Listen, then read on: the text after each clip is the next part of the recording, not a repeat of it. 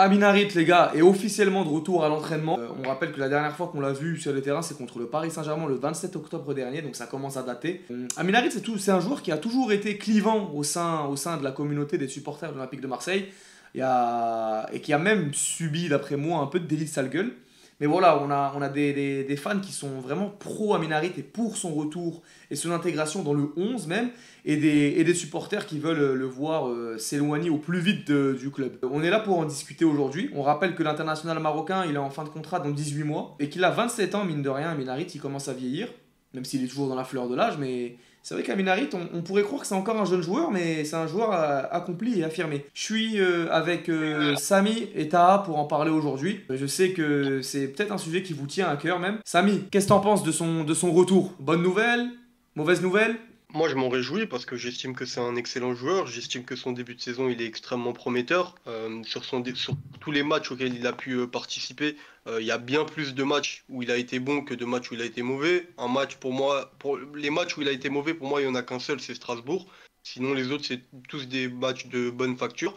C'est des matchs où Amin Harit est dans son rôle, c'est-à-dire d'un joueur de percussion, un joueur qui provoque, qui essaye de déstabiliser le bloc adverse. Et à la différence des années précédentes, il a même rajouté une palette à son jeu, puisque maintenant il s'est aussi permis d'être décisif, parce que je le rappelle, certains oublient ou veulent l'oublier, mais à date, Amin Harit, malgré ses 3 mois d'absence, est le troisième joueur le plus décisif de l'effectif de Roberto De Zerbi. Donc entre ce que je viens de dire et les critiques qu'on entend sur lui sur son début de saison notamment, il y a un peu je trouve de malhonnêteté sur son cas. Beaucoup de critiques, c'est vrai, de la part des supporters du club. Amin Harit, ce serait un joueur trop peu efficace, qui perd énormément de ballons. C'est ce qu'on entend en tout cas à son égard. Moi, c'est pas, si je dois sortir de mon rôle de présentateur et parler un peu de mon avis personnel, c'est pas ce que je retrouve sur le terrain. Et je suis même assez surpris en fait à chaque fois que je vois des critiques comme ça très véhémentes sur le joueur.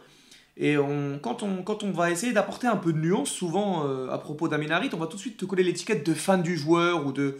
Mais loin de là, en fait, je suis pas un fan d'Amin Harit et je suppose qu'on est tous ici, on le reconnaît. Amin Harit, c'est un joueur qui a des défauts, mais quand on voit le traitement en fait qu'il a dans les, j'allais dire dans les médias, mais non, c'est plutôt sur les réseaux sociaux. C'est toujours un peu difficile d'accepter les critiques qui lui sont faites. Qu'est-ce que t'en penses de son retour? C'est sous les meilleurs auspices ou t'es de ceux qui veulent le voir loin de ton Ouais, ça club? veut dire- Oui, oui, je me réjouis bien sûr.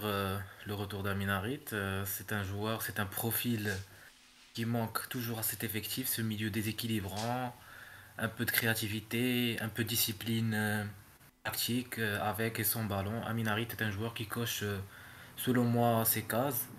Ouais, ouais, c'est vrai qu'il était devenu la tête de gondole de la Team OM malheureusement. Bon, à un moment c'était Rangier, Rangier il est bon. Maintenant on se retourne sur Harit. Pourtant c'est un joueur qui a toujours tout donné depuis qu'il est à l'OM. Il faut aussi revoir les attentes envers Amin Harit parce qu'on oublie que c'est un joueur qui est venu dans les dernières heures du mercato, il y a 3 ans, pour 5 petits millions.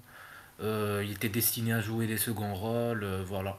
Donc il faut revoir les attentes initiales envers Amin Harit et la mauvaise blessure qu'il a subie, qui a beaucoup changé son jeu aussi parce que on connaît les qualités d'Amin Harit, hein, c'est l'agilité, vite se retourner, etc. Donc ouais, bien sûr que je me réjouis de son retour. Et il faut pas oublier, comme l'a dit Samy, son début de saison est très très sous-coté selon moi. Je me rappelle d'un match contre Brest, la première journée, il était excellent, vraiment excellent. Contre Montpellier aussi, que je trouve que c'est le meilleur sur la pelouse. Donc ouais, bien sûr, un retour qui nous ferait plaisir, même s'il y a encore plus de concurrence qu'avant qu'il était blessé. Donc on verra comment ça se passe. Mais il faut pas oublier qu'Amin Harit, c'est le moment où on l'attend le moins, c'est là qu'Amin Harit se réveille. Donc on verra. C'est vrai. Amin Harit, il a souvent prouvé par le passé. Déjà 3 ans qu'il est à l'Olympique de Marseille. Il a connu plusieurs coachs. Je pense à Tudor, je pense à Sampaoli, je pense à Marcelino.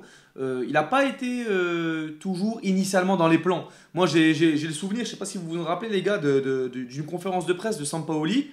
L'article est trouvable sur internet, hein. C'était une conférence où Sampaoli disait que il regrettait en fait, il revenait, il faisait son mea culpa par rapport à une erreur selon lui qui avait été d'écarter un peu Amin Harit du 11 en début de saison. Et l'Argentin revenait en conférence de presse en disant que il avait eu une obligation de résultat, qu'il s'était trompé et qu'il avait été trop dur avec Amin Harit, mais maintenant il reconnaissait que c'était un joueur très important et que une bonne saison de l'Olympique de Marseille rimait avec une bonne saison d'Amin Harit. Et j'ai aussi le souvenir avec Igor Tudor où Amin Harit aussi commence pas dans les plans, mais il gagne sa place. Et maintenant, au fil des ans, c'est un peu cette image d'Amin Harit que j'ai. C'est un joueur qui gagne sa place et qui, malgré une inefficacité relative, hein, statistique, Amin Harit, il fait pas de saison à 10 buts, 10 passes D, et parfois même pas à 5 buts, 5 passes D. Mais je l'ai toujours trouvé précieux dans le jeu, en fait. Je l'ai toujours trouvé précieux dans le jeu. Je trouve que c'est un joueur qui court, mine de rien. Quand il a été placé au poste de 8, dans des milieux à 3, il a toujours couru. Il a toujours fait des efforts. Quand d'autres, au même poste, n'étaient pas étaient plutôt avares en course défensive, lui, Amin Harit, c'est un joueur qui, défensif, se montre. Et y a beaucoup de joueurs hein, qui sont passés sur les postes, enfin au poste d'Amin Harit, qui ont été recrutés au club. Et les années passent, les saisons passent, et Amin Harit est toujours là quand la plupart de ses concurrents, eux, font leurs valises et s'en vont.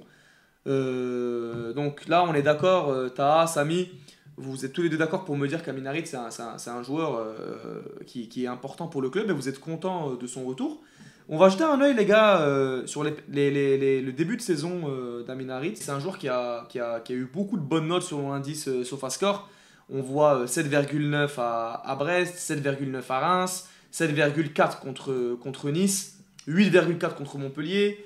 Qu'est-ce qui expliquerait en fait que Amin Harit, il est sous le feu des critiques, et qu'est-ce qui expliquerait que, selon vous les gars, je vous pose la question, qu'une majeure partie des supporters de l'Olympique de Marseille ne voit pas son retour d'un bon œil, comme vous deux visiblement? Je pense que c'est un peu inhérent à son poste, c'est-à-dire qu'il est à un poste où il est très visible, dans le sens où quand tu perds le ballon au poste de numéro 10, les yeux sont plus facilement rivés sur toi, les critiques sont plus faciles que sur un autre poste, parce qu'on va plus facilement dire que tu es un croqueur ou que tu dribbles trop, que tu fais trop que tu fais toujours une touche de ballon trop, des choses comme ça, c'est des choses qu'on entend souvent avec Harit. Donc je pense que c'est plutôt inhérent à son poste. Peut-être l'arrivée aussi de Rabiot, du coup, les gens se retournent un peu contre Amin Harit. Et comme l'a dit Samy, c'est récurrent, les gens lui reprochent ses pertes de balles très loin du but, alors que c'est le seul joueur qui peut créer ce déséquilibre, comme on a dit. Donc, Après, ouais, moi, c'est j'ai déjà eu le débat plusieurs fois, excuse-moi de te couper. C'est vrai que pour moi, un joueur de son profil, du profil d'Amin Harit, tu peux pas lui reprocher de perdre un ballon à 55 mètres de ses buts ou à l'entrée de la surface. Moi, j'ai déjà vu des supporters de l'Olympique de Marseille reprocher à Amin Harit de perdre des ballons à l'entrée de la surface adverse. Mais en fait, entre la perte de balle d'Amin Harit à l'entrée de la surface adverse, c'est-à-dire dans une zone où il est censé provoquer, c'est ce qu'on lui demande en fait, c'est ce pourquoi il est sur la pelouse. Et le but qu'on prend sur la contre-attaque, il y a 10 joueurs ou il y a 9 joueurs de l'Olympique de Marseille qui sont censés éteindre l'incendie.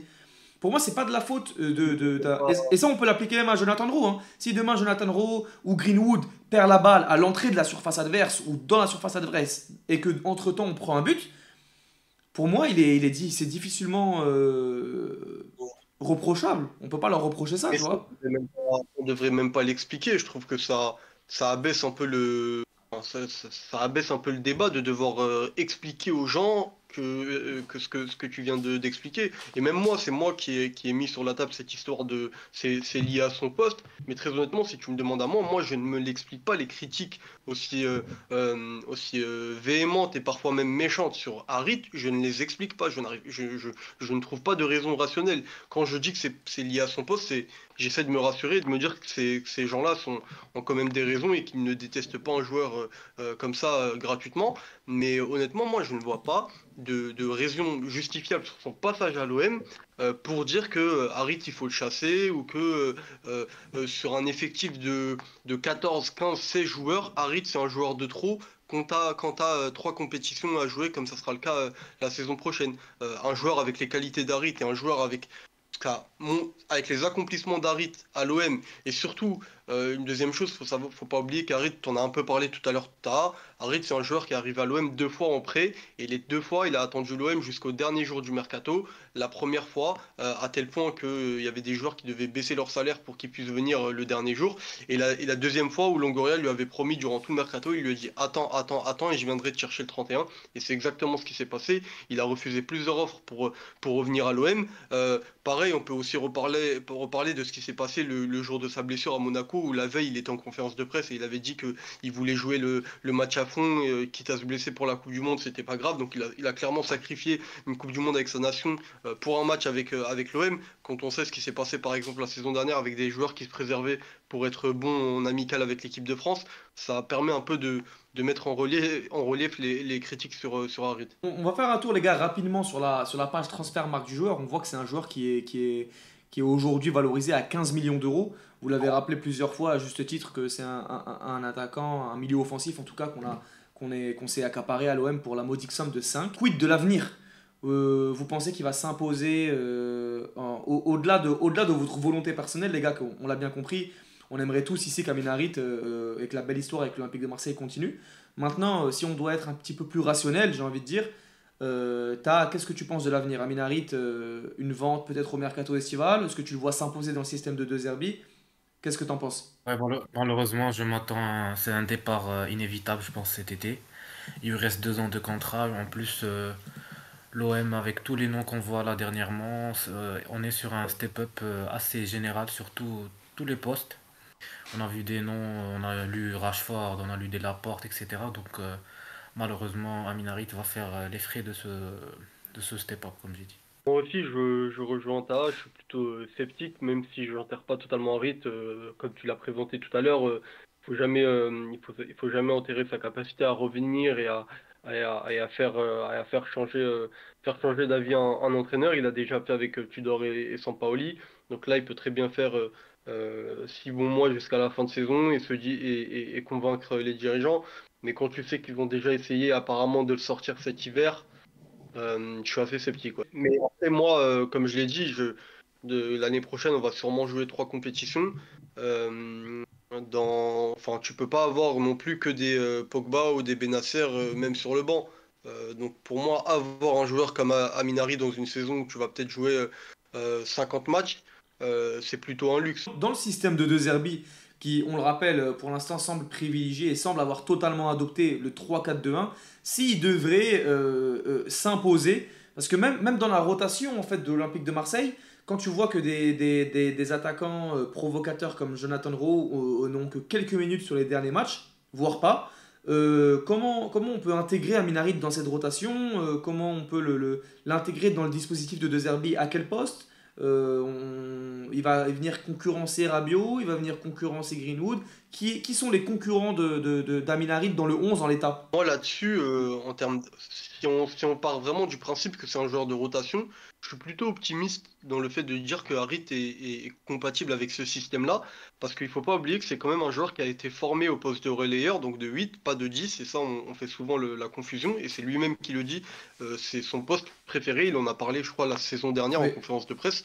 Donc déjà, il est compatible là-dessus. Il peut très bien s'implémenter dans une composition ou en cours de match à la place d'un un œil-bière un peu plus avancé ou même un Rabiot. C'est totalement compatible. Et Taha l'a aussi bien dit tout à l'heure, sa blessure l'a forcé à changer un petit peu son jeu. Il y a l'âge aussi qui commence à se montrer. Donc ça fait que peut-être qu'il est un peu moins déstabilisateur, il est un peu moins rapide sur les premiers appuis et qu'on retrouve un rythme qui sera peut-être un peu plus dans la course défensive, mais également dans le jeu de passe arrêté, utiliser sa vision du jeu, des choses comme ça. Donc faut pas non plus.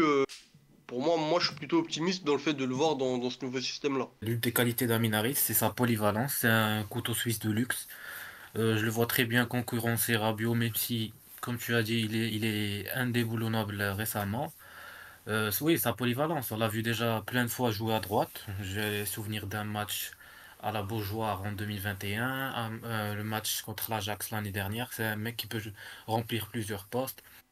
Ouais, donc il peut jouer à gauche à la place de Rabiot ou même à la place de Greenwood en fin de match, pourquoi pas. Et même quand je vois les ballons que touche Højbjerg, très haut dans le terrain, même à l'entrée de la surface. Je me dis, ouais, Amin Harit peut occuper aussi cette place. Une mise en situation, demain, tu as besoin de mettre un but absolument. Tu es à l'heure de jeu ou à la 70e, Hojbjerg est un peu fatigué. Bah, si j'ai vraiment besoin de marquer un but, bah oui, faire rentrer un Harit qui sera un peu plus offensif qu'un Hojbjerg, c'est totalement pertinent. Donc faut aussi se dire ça. On fait les comptes et qu'on regarde un petit peu l'effectif de l'Olympique de Marseille. Qui sont les premiers entrants offensifs dans cet Olympique de Marseille? On a du Johnny Rowe, Un Nadir, parfois, quand il est sur Bilal le banc, qui Nadir, rentre qui n'est pas un offensif par excellence et par définition. plus. Donc si De on... ces Damo, derniers matchs. qui a pas perdu le crédit qu'il avait auprès de Verbi. Donc si, Ouais. moi, si un Amin Harit revient en forme et est prêt à enchaîner tout de suite, malgré qu'il ne serait pas titulaire directement, et c'est pas déconnant quand tu rentres dans une équipe, tu rentres dans un groupe qui tourne bien et qui a des résultats, faut pas s'attendre à être titulaire, on change pas une équipe qui gagne, mais pour moi, ce serait potentiellement le premier rentrant offensif dans ce groupe. Rapidement Quand pour on conclure. voit les dernières sorties d'Euro ou les deux derniers matchs de Nadir, il n'a pas été si bon que ça. Ouais, je te rejoins. Ouais. Premier ou deuxième en sortie de banc. Ouais. Ouais, bien sûr, parce que si on dit que les premiers rentrants offensifs sont Johnny Rowe et Nadir, quand tu regardes ses profils, t'as un ailier qui peine à s'imposer pour l'instant, qui est pétri de qualité, j'en suis sûr, mais qui n'est peut-être pas dans cette dynamique de tout écraser à chaque fois qu'il rentre à l'instant où on discute, et qui n'est pas en tout cas porteur de certitude pour l'instant. Et on a Bilal Nadir qui est un 8,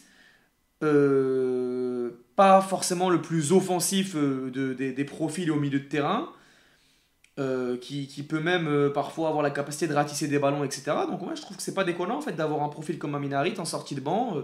Ce serait pas illogique en tout cas. Bon les gars, je pense qu'on a fait le tour sur Amin Harit. Merci beaucoup de votre participation. On a évoqué sa situation, le contexte d'Amin Harit, le contexte du retour de blessure, les potentiels futurs pour le numéro 8-10 marocain. Ce fut un plaisir les gars comme d'habitude. N'oubliez pas de vous abonner. Massilia Zone, le média le plus complet sur l'Olympique de Marseille. Twitter, Instagram, TikTok. On est aussi en podcast sur Spotify. Donc voilà les gars, ce fut un plaisir. Merci beaucoup et allez l'OM.